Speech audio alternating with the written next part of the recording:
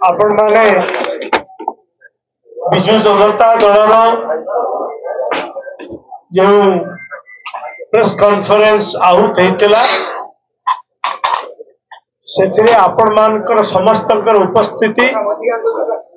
आमको अधिक उत्साहित करिछि। सेथिपाई विजु जनता दल तरफ आपण मान को समस्त को अशेष अशेष धन्यवाद एवं स्वागत करुछि। आपण माने आमर विजु जनता दलर जे कि ब्रह्मपुर लोकसभा प्रार्थी सम्मान्य श्री भृगु बक्सीपात्र ठारू अति संक्षिप्त एवं विस्तृत अति सुंदर भाव में सबु कथा तांको तरफ शुणी विजु जनता दल आभिमुख्य विषय रे विजु जनता दलर मान्यवर मुख्यमंत्री नवीन पट्टनायक जो इस्ताहार विषय रे सबु विषय आपण मान शुणी एवं वर्तमान अन्य दल जो माने प्रार्थी होती सेमानंकर आभिमुख्य एवं सेमानंकर कार्यक्रम कार्यकलाप विगत दिन कार्यकलाप से किपरि लोकों द्वारा प्रत्याख्यान होती से विषय अति सुंदर भाव में आपण माने सब कथा शुणी। आपण मान जानती अल्प 2 दिन तले मान्यवर मुख्यमंत्री नवीन पट्टनायक जो आमर मैनिफेस्टो कमिटी तैयार होता तार चेयरमैन मु निजे थिली। बहु अभिज्ञ व्यक्तित्व केवल ओडिशा नुहे ओडिशा बाहर एवं भारत बाहर एनआरआई माने जो माने कि बहुत अभिज्ञ व्यक्तित्व मान को नहीं कमिटी होता एवं सबुठु बड़ कथा हला सही इस्ताहार प्रकाश पाइबा आगरू मान्यवर मुख्यमंत्री एवं 5T जो अध्यक्ष अच्छा VK पांडियन बाबू जनसाधारण को आह्वान करते जे ए हम गोटे जनसाधारण डॉक्यूमेंट जनसाधारण हम मूल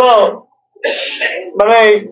डेवलपमेंट मूल मंत्र तेणु से आह्वान कराइला से जहाँ देइथिले से प्रकार आपण मान देखिथिबे ये जो निर्वाचन इस्ताहार जो बाहरुची मैनिफेस्टो आर ना गोटे प्रकार भिन्न लोकों घोषणा पत्र ये विजु जनता दल घोषणा पत्र नुहे विजु जनता दल जे कि लोकंकर बल लोकों द्वारा आदृत सही लोकंकर ये घोषणा पत्र जहा कि ओडिशा नंबर 1 जोटा कि 2036 रे ओडिशा 100 वर्ष पूर्ति हम एवं तार 2 वर्ष आगु आगामी दशंधि भितर ओडिशा को नंबर 1 रे पहुंचवा पाई भारत वर्ष रे एवं पृथ्वी रे नंबर 1 रे पहुंचवा पाई ये होची लोकों घोषणा पत्र एवं ओडिशा नंबर 1 से सब कथा रही आपण माने देखिथिबे जे बहुत चुंबक भाव में मुझे कहवा चाहे युव वर्ग वयस्क सहरीकरण जहाँकि आमर लोकसभा प्रार्थी कहते जे एम्प्लॉयमेंट अपॉर्चुनिटी ये सबु विषय को लेकरी एवं सोशल सिक्योरिटी सबु विषय को नहीं या घोषणा पत्र करा स्पेशली आपण मान जानवे जे जहाँकि आम समस्त आगु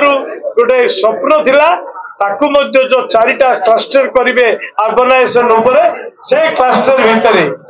ब्रह्मपुर छत्रपुर गोपालपुर को क्लस्टर भितर रखाई जोटे कि आपण मान देखिए इंडस्ट्रियलाइजेशन अर्बनाइजेशन सहित जो इंडस्ट्रियलाइजेशन हम एवं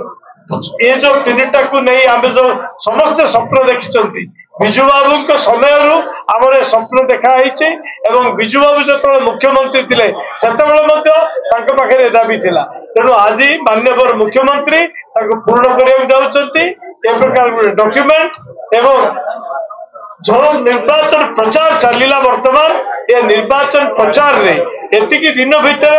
आपण माने जो भाव में आमर कार्यक्रम को मान्यवर मुख्यमंत्री कार्यक्रम को 5T अध्यक्ष कार्यक्रम को आमर लोकसभा एवं विधानसभा जो माने कंटेस्ट करछन्ती जो माने प्रार्थी होइछन्ती सेमानक कार्यक्रम को प्रचार प्रसार करछन्ती सेति आपण मान को अशेष अशेष धन्यवाद एवं जहा लोकक टू फीडबैक हेछि से फीडबैक रु जणा जाउछि जे ए निर्वाचन एकतरफा हबो आगुरु मध्ये एकतरफा निर्वाचन हेछि सर्वाधिक संख्या रे बिजु जनता दल ओडिसा रे सरकार करिवो एवं सर्वाधिक संख्या रे बिजु जनता दल तरफरु लोकसभा को आमर प्रतिनिधि माने जीवे एथिरे कोनोसी संदेह नाही तेनु मु आपण मान को जरिया रे पुणी थरे लोकन को सर्वसाधारण को माननीय मुख्यमंत्री के प्रति जो आशीर्वाद तांको प्रति जो स्नेह श्रद्धा जो देखैछन्ती लोक माने सेति पई आपण मान के जरिया रे धन्यवाद दउची एवं पुणी थरे आशा करूची जे आगामी 13 तारिख दिन समस्ते निश्चित भाव रे बिजु जनता दल को दुईटा शंख चिन्ह रे मोहर नहीं निश्चित भाव में आशीर्वाद करेंगे ये माननीय मुख्यमंत्री सबुठु बड़ माने आमर भेटी हम समस्त को पुणी थे अशेष अशेष धन्यवाद। आज निर्वाचन प्रचार प्रसार प्रथम पेज शेष है ब्रह्मपुर लोकसभा अंतर्गत 7टी जाक विधानसभा ब्रह्मपुर लोकसभा बिजु जनता दल विगत 1 मास धरी प्रत्येक गाँ को सहर को घर को वार्ड को पहुंचवा चेष्टा करिछि। भोटर भाई भौणी मान पाखरे नवीन बाबूंकर बिजु जनता दल वार्ता नहीं कर 24 वर्ष काल निरंतर सेवा अंचल लोकों नवीन बाबू करिसेंती याकु आउ 5 वर्ष समय दबा पाई आमे जोड़ हस्त लोकों को निवेदन करिछु। दुईटी भोट शंख चिन्ह रे उभय विधानसभा और लोकसभा आमे विनीत अनुरोध करिछु। लोक जो भली भाव में आमको स्वागत करिले विगत 1 मास धरी पंचायत रे हो शहर रे हो गाँव रे हो छकरे हो घरे हो इतु स्पष्ट बारी होची नवीन बाबू प्रति बिजु जनता दल प्रति उड़ीसा सरकार प्रति नवीन साधारण लोकंकर स्नेह श्रद्धा विश्वास आस्था अतुट रही